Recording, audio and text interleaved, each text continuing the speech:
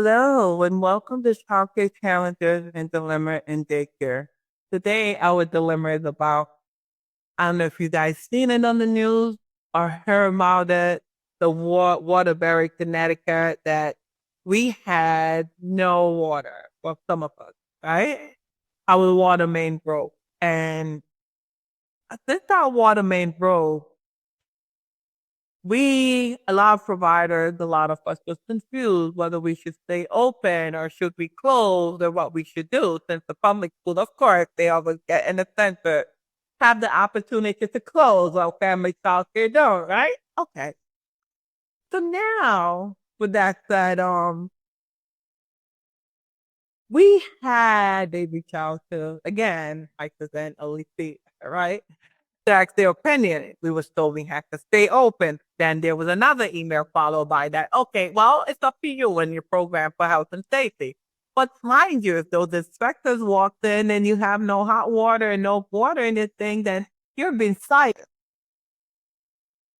But unfortunately, family child care provider don't have the luxury of closing because we barely make enough to feed our family and we barely make enough to make ends meet and pay our bills. So that's what family child care has to do. We have to improvise. The one that's closed, and we had to stay open. Most of us stay open, some of us closed just for one day. But even though we didn't have to that, like I said, we have to make the call ourselves. And we make the call, stay open. Why? Because our family, the community that we serve, needed us.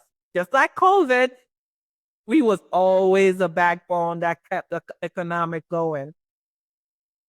And just like when the water main broke, guess what? Families still have to work, right? Because not everybody worked in Waterbury. The only thing was able to close was restaurants and schools. Then families panicking when they're going to open, if they're going to be Zoom, what they're going to do. You should hear all these parents going on. I can't call out of work. What am I supposed to do? And especially those that cannot afford daycare, those that cannot afford to lose their job. But we family childcare providers stayed open, even though we didn't have water. When that water finally comes, we're getting brown water. They boil it, they steam it, they do everything they can to make sure that thing is flushed. They don't give the kids to drink. We got water fountain. We improvise. Bottled water. Some of them would even use snow to flush their toilet, melt it and use snow.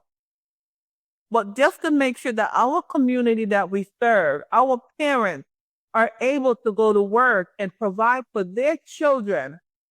Again, family child care was not selfish to said, let's shut the door in Waterbury.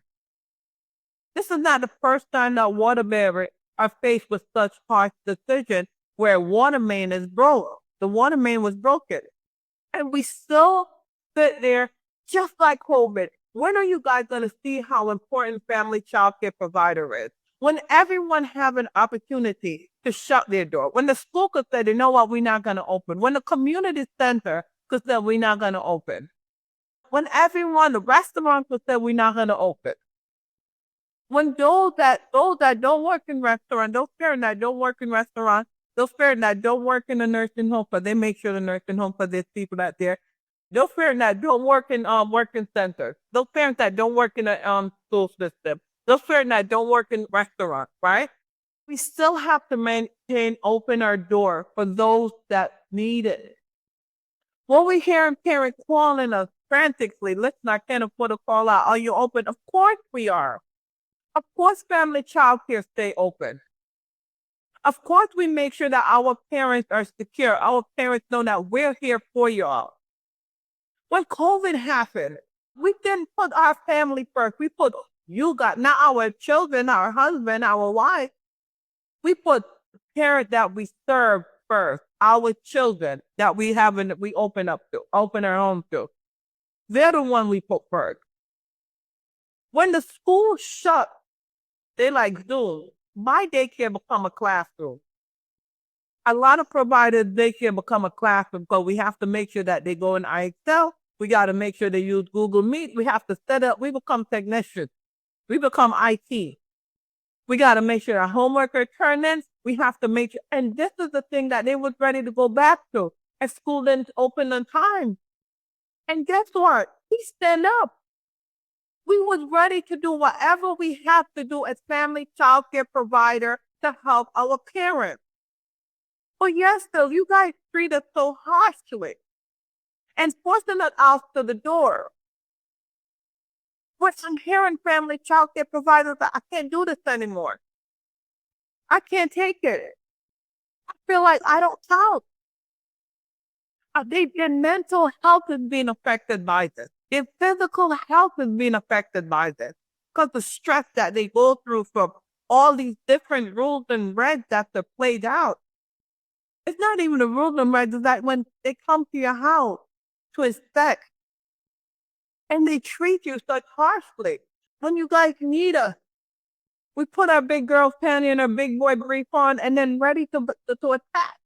We're ready to help out. We don't even second guess it. But then we got an email saying it's up to us, the individual, to assess our own program. If we want to open or not. Is it really up to us? Do we really have that luxury? It's family child care program, really, and I mean, really have the luxury and the privilege to say, I'm closed when it's snow days.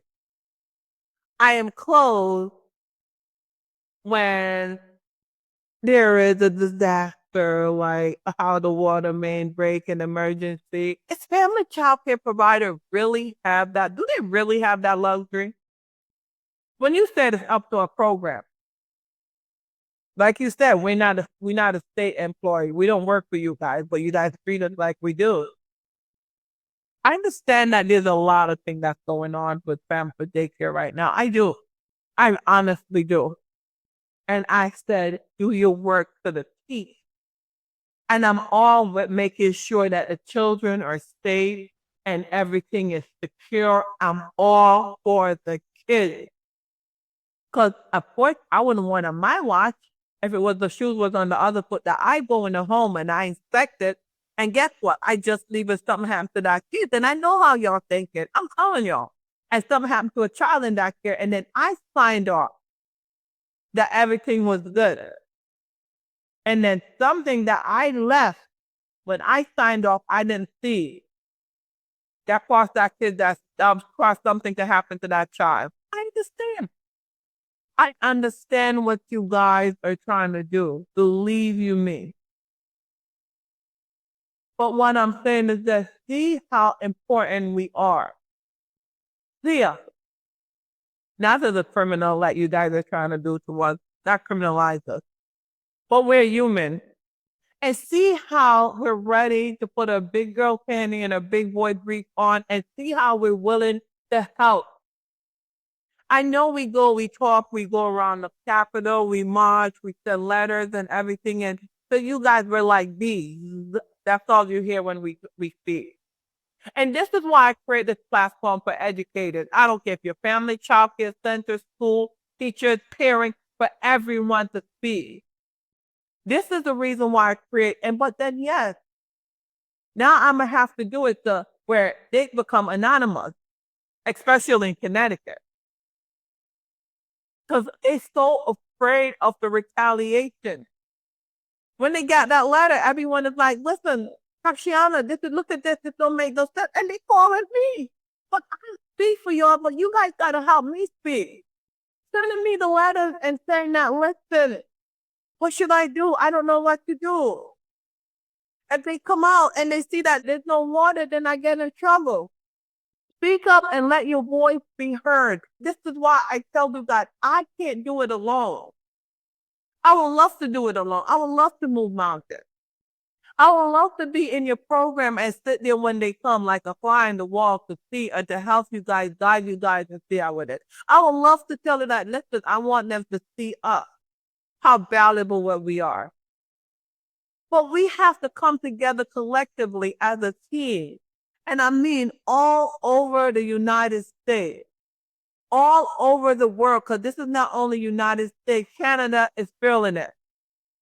I'm seeing providers talking about it in Canada. All over to come together. I don't care if you're in Jamaica, Africa, England, I don't care, Europe, I don't care where you are. Let's come together and speak about the challenges and the dilemma you face and how you help your community and show them how important we are, not only just in Connecticut, but all across the state. Not only just in the United States, but also in Canada and everywhere else that's feeling it. Now, these things happen. And when it happened, when the water main broke, we stay open. Provider, I went out, buy like 30, 40 cases of water to flush toilet. Make sure the kids have enough to wash their hands. Make sure they have everything that's going. Make sure they have water to clean. So we know that health and safety is there. We don't have the luxury that the centers, okay, I'm gonna close when we open and okay, the school can't be open. We don't have that. When everything happened, we were there. Family childcare provider always been the one that this state, this country forward when it comes on to providing care for children. Think about it. If there should be a major outbreak and a major crisis, who do you think gonna hold these kids that when you guys push this out? The center? They can't afford it. They don't be like, I can't afford to pay someone for sick. I can't afford to get everyone in there. If I have 300 kids and 300 kids are sick, then guess what? The school, I have 500, I have 2,000, I have 3,000 kids. No.